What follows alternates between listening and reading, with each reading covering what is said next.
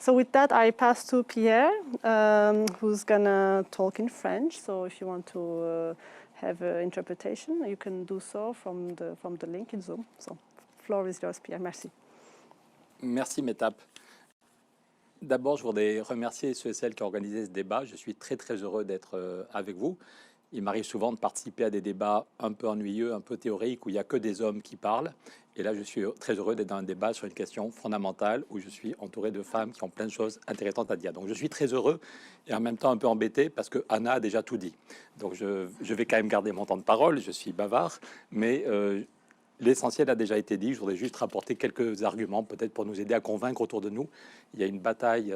L'autre jour, on était avec Luca Vicentini et Nicolas Schmitt. Ils disaient qu'il y avait une bataille à gagner pour changer de paradigme. Il y a un grand sommet social à Porto au mois de mai. Si on veut changer le paradigme, il faut qu'on ait des arguments. Mais je ne ferai que compléter et redire ce que Anna a déjà dit. Donc, est-ce qu'on peut montrer le PowerPoint, Sophie, s'il te plaît?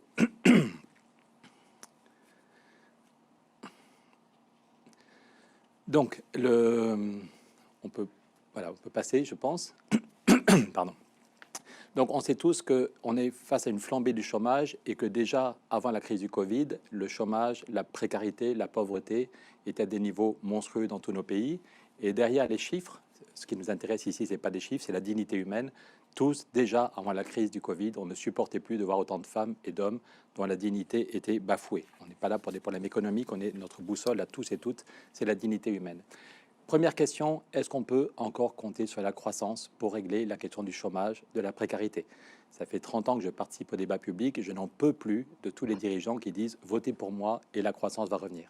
Cette courbe, c'est les chiffres de la croissance en France depuis 1960 et en Allemagne depuis 1950. L'Allemagne qui est souvent présentée comme le modèle, la locomotive, il y a des choses effectivement très très bien en Allemagne. Mais voilà, est-ce qu'on peut sérieusement, avant la crise du Covid déjà, qui change les choses radicalement, compter sur la croissance? France, Allemagne. La courbe suivante, c'est le Japon. Quand j'étais étudiant, on nous expliquait que le Japon allait nous écraser tout le monde économiquement. Depuis que la bulle a éclaté au Japon en 89-90, le Japon n'a que 0,7 de croissance en moyenne. Le Japon n'a que 0,7 de croissance en moyenne. Alors que le Japon a tout fait pour relancer la croissance. Donc il est urgent de changer effectivement de paradigme et de se dire que tous ceux et celles qui diront la croissance revient doivent mettre 5 € dans la tirelire et qu'il est urgent d'inventer, avec tout ce qu'on a dans nos réseaux, un nouveau modèle de prospérité sans croissance qui donne un salaire, un emploi, accès à la formation, accès à la retraite à tous et toutes, l'accès à la dignité, sans compter sur un retour miraculeux de la croissance qui ne réglera aucun problème. On peut passer à la suivante. Merci beaucoup. La question du chômage, c'est... Pardon, juste la précédente, Sophie, je suis allé trop vite. Le chômage, c'est d'abord des drames, des millions d'hommes et de femmes dont la dignité n'est pas reconnue, des millions de familles où on se déchire dès qu'il y a une dépense à faire, dès que les enfants veulent un nouveau vêtement, on n'a pas assez d'argent et on s'engueule dans la famille. Mais c'est aussi, il faut bien expliquer qu'on est tous tirés vers en bas. Cette courbe, c'est l'évolution des salaires dans les 15 pays occidentaux, la part des salaires depuis 1976. On voit que dans tous nos pays, la peur du chômage déséquilibre la négociation. Quand il y a des millions de chômeurs et de précaires, plus personne ne peut obtenir une augmentation de salaire. La négociation, c'est si tu n'es pas content, tu peux aller voir ailleurs. Si tu n'es pas content, tu peux aller voir ailleurs. Et dans tous les pays occidentaux, ce qui va au salaire diminue. La courbe en rouge, c'est pour l'ensemble des 15 pays de l'OCDE. Ce qui va au salaire et aux cotisations, pour les pensions, pour les retraites, pour la Sécu, c'était 67% du PIB, 67% dans les années 70. Et on est tombé, avant la crise de 2008, à 57%, soit 10 points de moins. C'est dans son premier livre, Thomas Piketty disait que la dernière fois qu'il y a eu une réforme fiscale très importante en France, la gauche était arrivée en 81, il y avait donné 0,3% du GDP, du PIB, la bataille, on avait donné aux salariés 0,3% du PIB en plus, et depuis, sans aucun débat, le recul est 30 fois plus important. La part des salaires dans le PIB, dans tous nos pays en gros, la part des salaires a reculé de 10 points du PIB, donc la peur du chômage, au-delà des conséquences dramatiques pour ceux et celles qui sont au chômage, mais la peur du chômage déséquilibre toutes les négociations et est responsable de la plus grave contre-réforme fiscale. Thomas Piketty disait la peur du chômage a fait reculer 30 fois plus la part des salaires que la dernière victoire qu'on avait obtenue en se battant à l'Assemblée nationale. Derrière, et ce qu'on ne donne pas par le salaire, on va le donner par la dette. On va dire à des salariés, tu n'as pas eu d'augmentation, mais tu peux quand même acheter une nouvelle voiture et on va te prêter ce qu'on ne te donne pas par le salaire. Cette courbe, elle est très importante, c'est la dette totale aux États-Unis depuis 1950. On voit que tant qu'on tenait bon sur des idées de justice sociale que Roosevelt avait mis dans le débat, tant qu'il y avait des régulations sociales, il n'y avait pas besoin de dette. Et puis quand Ronald Reagan arrive, vous voyez la cassure, donc c'est la dette privée et publique aux États-Unis par rapport au PIB. À partir quand les libéraux arrivent, on dérégule le marché du travail, la part des salaires diminue et il faut pousser les gens à prendre de la dette privée et en même temps on baisse les impôts sur les plus riches, ce qui fait de la dette publique. Donc il est fondamental, la suivante s'il te plaît Sophie, il est fondamental de revenir, ça c'est une photo magnifique je trouve, c'est la déclaration de Philadelphie. Avant de prendre 3 semaines à Bretton Woods, 3 semaines pour reconstruire le système bancaire et monétaire, vous voyez Roosevelt, et vous voyez aussi Frances Perkins, il n'y avait qu'une femme, mais elle a eu un rôle crucial, c'est elle qui a inspiré cette rencontre. La première chose que font ceux qui ont connu la crise de 29, c'est de dire il faut reconnaître la dignité du travail. Le travail n'est pas une marchandise qu'on peut brader au nom de la dignité humaine et à cause du rôle du salaire dans la consommation. La pauvreté, où qu'elle existe, est un danger pour la prospérité de tous. Et donc, si on veut que la déclaration de Porto, j'étais encore avant-hier avec Luca Vicentini, si on veut que la déclaration de Porto au mois de mai ne soit pas juste « Ah, si le monde était plus gentil, si les hommes et les femmes étaient des frères et des sœurs », si on veut qu'il y ait une valeur contraignante, qu'il y ait vraiment des avancées, il faut mener cette bataille idéologique et dire, c'est la suivante, que la justice sociale, ce n'est pas un luxe auquel il faudrait renoncer. On voit que tant qu'on a tenu bon, jusqu'en 81, tant qu'on a tenu bon sur les régulations sociales, Philadelphie, c'est pas juste du discours, c'est que dans chaque pays et dans le commerce mondial, il y a ceux qui s'étaient battus en France, en Belgique ou ailleurs, le Conseil national de résistance, dans chaque pays et dans le commerce mondial, on met en place des règles sur le temps de travail. C'est marqué noir sur blanc dans Philadelphie, des règles sur le temps de travail, sur le salaire minimum, sur le financement de la retraite des vieux. Eh bien, ça a marché. Donc, même du point de vue bêtement économique, il faut dire que la crédibilité économique, elle est de notre côté.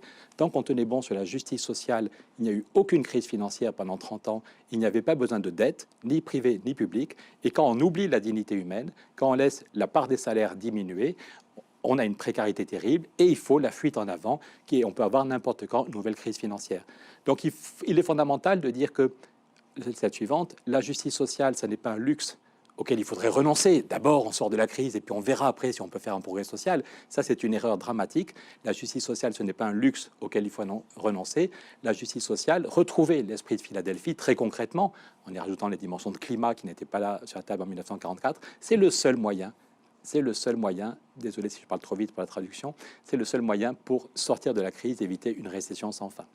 Concrètement, comment aller vers une plus grande justice sociale? À mes yeux, à nos yeux, il y a deux grands leviers pour créer massivement des emplois. C'est la question du temps de travail, je vais y revenir, et puis c'est aussi agir vraiment sur le climat, mais là aussi Anna en a déjà parlé.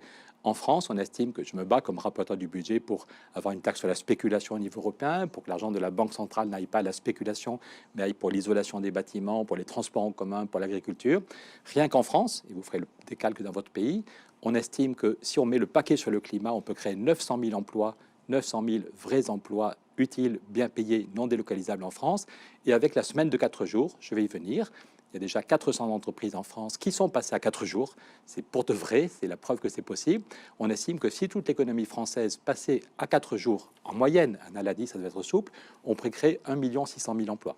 Donc vous voyez, rien qu'avec ces deux leviers, il faut aussi renforcer les services publics, les hôpitaux, la santé, la recherche. Il n'y a pas que ça à faire, mais rien qu'avec ces deux leviers, agir vraiment sur le climat et négocier un nouveau partage du travail, on peut créer 2 500 000 emplois en France, 2 500 000, sachant qu'il y a officiellement 3 300 000 chômeurs. Ça ne règle pas tous les problèmes, mais ça changerait tout d'un point de vue social. Concrètement, on sait tous qu'on a fait des gains de productivité colossaux. Ce graphique vient de chez Robert Reich, l'ancien ministre du Travail de Bill Clinton. Je trouve qu'il est très intéressant. Il montre comment, aux États-Unis, entre 1987 et 2018, on voit que la production industrielle a augmenté de 80%, plus 80%. Donc évidemment, ce serait mieux si on n'avait pas délocalisé en Chine ou ailleurs certaines industries. Mais Robert Reich dit, attention, quand on parle de désindustrialisation, le mot est ambigu. Quand même, malgré la crise, malgré la mondialisation très mal régulée, la production industrielle sur le territoire américain, plus 80%. Par contre, l'emploi industriel, moins 30%. On a coupé 30% des effectifs. Pourquoi? C'est parce qu'on a fait des gains de productivité colossaux. On a des robots, on a des ordinateurs, on a mis de l'intelligence. Je suis allé trop vite, Sophie, on revient en arrière. Cette courbe, c'est l'efficacité du travail, c'est combien on produit une journée de travail, dans une heure de travail. Et on voit que depuis, vous voyez la courbe, c'est la productivité en France ou en Europe depuis 1820, que depuis le milieu des années 60-70, on a fait des gains colossaux. Parce que c'est en même temps une révolution technologique, des ordinateurs pour tout le monde, des robots, et puis une révolution dans l'accès à la formation. En France, on a multiplié par 7 le nombre d'étudiants. On a mis des milliards dans l'accès à la formation continue. Donc, quand vous avez cette double révolution technologique et l'intelligence qu'on met dans les cabesses, fait que la gain de productivité sont colossaux. On a tous entendu parler de la première révolution, c'était Charlot, les temps modernes. Ça a été un choc à l'époque, qui était une des causes de la crise de 29. Mais même dans Charlot, ils étaient encore 7 ou 8. On a vu le film, c'était très drôle. Ils étaient 7 ou 8 autour de la chaîne. Par contre, la révolution qu'on vit en ce moment, on voit des usines où il n'y a plus personne. Plus personne, la suivante est encore plus impressionnante, on voit des usines où il n'y a plus personne. C'est des robots qui remplacent l'homme. Et donc, ça pourrait être une bonne chose si l'homme et la femme, dans les boulots dangereux ou répétitifs, sont remplacés par des robots ou par des systèmes. Ce serait une bonne chose si on était capable de baisser le temps de travail. Donc, je continue. On voit que même dans les services, là c'est au Japon, dans un restaurant avant l'arrivée du virus, où c'est des machines qui viennent vous demander ce que vous voulez, c'est beaucoup moins sympa, mais dans tous les métiers, même dans les métiers d'avocat, dans les métiers de comptabilité, on voit des systèmes experts qui remplacent le travail humain. Donc, la question est de savoir comment on est capable de gérer ces gains de productivité. La plupart des hommes politiques n'ont jamais foutu les pieds dans une entreprise depuis 30 ou 40 ans. Donc, ils sont très doués pour parler de la première révolution de la productivité. Ils vous disent que l'informatique, c'est génial, la digitalisation, c'est génial, mais on n'est jamais capable d'aller au bout du raisonnement. C'est une crise de l'intelligence, c'est un scandale. Le fruit de notre intelligence, les gains de productivité, devrait apporter plus de bonheur à chacune et chacun. Mais comme on est dans des pays où le contrat social est bloqué, aux États-Unis, Robert Reich montre qu'on a besoin de 30% de travail en moins. Mais au lieu de baisser le temps de travail individuel et de façon collective, au lieu de baisser le temps de travail de tout le monde de 30%, on a laissé les ouvriers à 40 heures par semaine. Celui qui garde son job dans l'industrie, c'est souvent des hommes, est encore à 40 heures par semaine. Donc le temps de travail individuel n'a pas diminué. Et par contre, on a coupé 30% des effectifs, chômage, précarité. On s'étonne si les gens ne votent plus ou votent pour des partis moins républicains. Donc, on continue. Donc, concrètement, en France, et chacun et chacune pourra faire le calcul est dans son pays, ça n'est pas la fin du travail. Certains disent que c'est la fin du travail et du coup, ça braque les autres. On a un grand débat théorique. Voilà, ça n'est pas la fin du travail. On a toujours besoin de travail. Les carottes poussent pas toutes seules, les ordinateurs poussent pas toutes seules. Il y a quelqu'un derrière la caméra, il y a quelqu'un derrière l'ordinateur. Donc voilà, ça n'est pas la fin du travail, mais effectivement, on a besoin de moins de travail. En France, si on regarde entre 1970 et 2008, le besoin de travail réel avait baissé de 7%, alors que la population active avait augmenté de 33%. Ça devrait être des bonnes nouvelles. Il y a plus de femmes qui travaillent, c'est plutôt une bonne nouvelle. Il y a plus de jeunes, ils sont nés il y a 30 ans, c'est marrant, on a fait des bébés, ils sont devenus grands, quelle surprise. Donc, on a besoin de moins de travail, on est plus nombreux, ça devrait être une bonne nouvelle.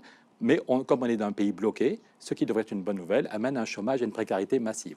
Donc il faut relancer la négociation sur le temps de travail et bien dire, là aussi Anna l'a dit, de toute façon, la question n'est pas pour ou contre le partage du travail.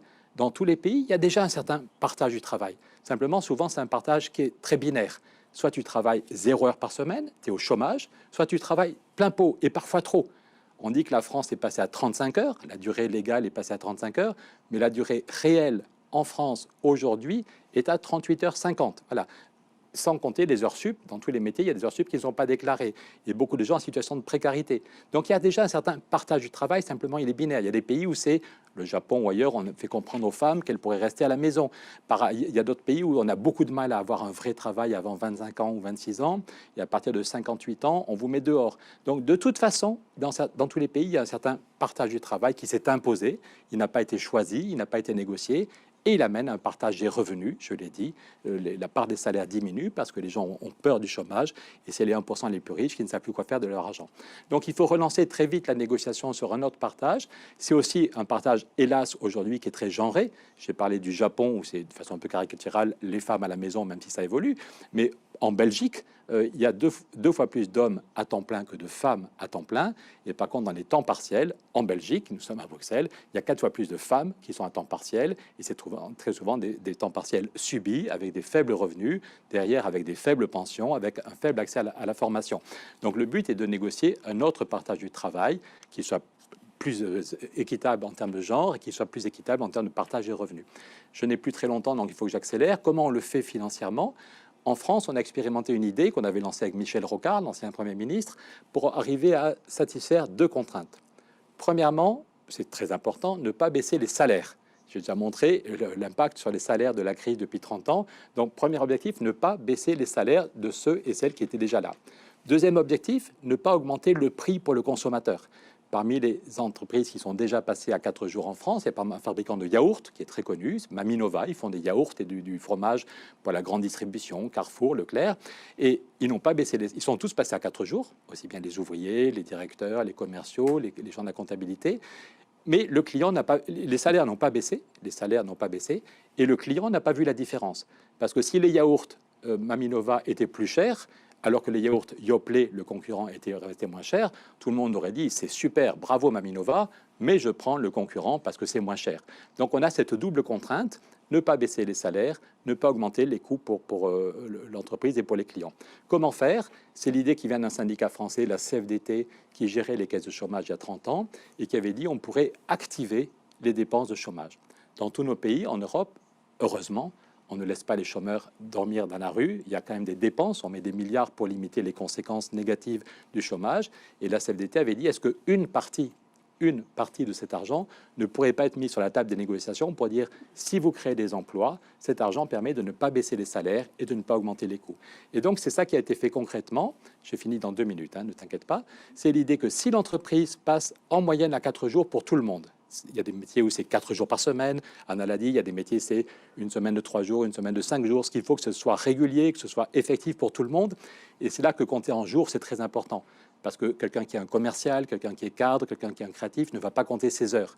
Par contre, si c'est 1 jour de moins par semaine, il sait ou elle sait qu'il n'ira pas au travail 1 jour par semaine. Il n'a pas à mettre son costume, il n'a pas à prendre les transports en commun ou sa voiture, il n'a pas son patron, il a 1 jour de liberté. Et puis, l'entreprise va recruter. Donc, ce qui compte, c'est bien le nombre de jours qui diminue. Donc, si l'entreprise passe en moyenne à 4 jours pour tout le monde, et si elle crée 10% de nouveaux emplois, des vrais emplois en France, on dit en CDI, des vrais contrats, elle arrête de payer des cotisations chômage qui sont à peu près à 8%. La part patronale et la part salariale, c'est à peu près 8%.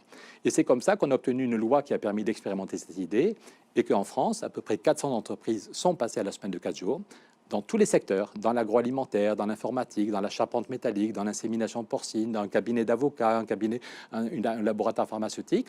C'est un peu plus de 17 000 salariés qui ont profité d'un accord collectif. C'est une réduction collective du temps de travail. Concrètement, là, je ne vais pas être trop long, mais là, le suivant, c'est un accord très concret chez Maminova. Voilà l'accord de financement sur les 12 premières années. Voilà, ils ont créé 15% d'emplois. Ils ont l'exonération de 8%. La première année, c'est un peu plus. Il y a juste un blocage de salaire, aucune perte de salaire. Juste, on a bloqué le salaire pendant 1 an et après ça, les salaires redémarrent et ça marche. Les Anglais disent la preuve du pudding, c'est ça se mange. Eh bien, la preuve de la semaine de 4 jours, c'est qu'il y a déjà 400 entreprises qui l'ont mis en place. On voit que le bilan est très bon, que l'absentéisme recule. Le médecin du travail dit que vraiment le bilan est très bon. Dernier point, 2 derniers points, je redonne la parole. C'est évidemment à la carte, c'est pas tout le monde dans le même moule. Tout le monde est passé en moyenne à 4 jours, mais suivant les métiers, dans une entreprise de logiciels informatiques, ceux qui font la hotline, ceux et celles qui font la hotline sont vraiment à 4 jours. Par contre, ceux qui inventent les nouveaux logiciels, c'est plutôt 1 mois de vacances tous les 4 mois. Donc ça peut être souple, mais ce qu'il faut que ce soit régulier et qu'on en profite en termes de qualité de vie. Et ça permettrait de créer, je l'ai dit, 1,6 million de jobs rien qu'en France. À partir de ces 400 entreprises pionnières, on estime que si on avait un mouvement général avec ce financement, on pourrait créer 1 600 000 emplois.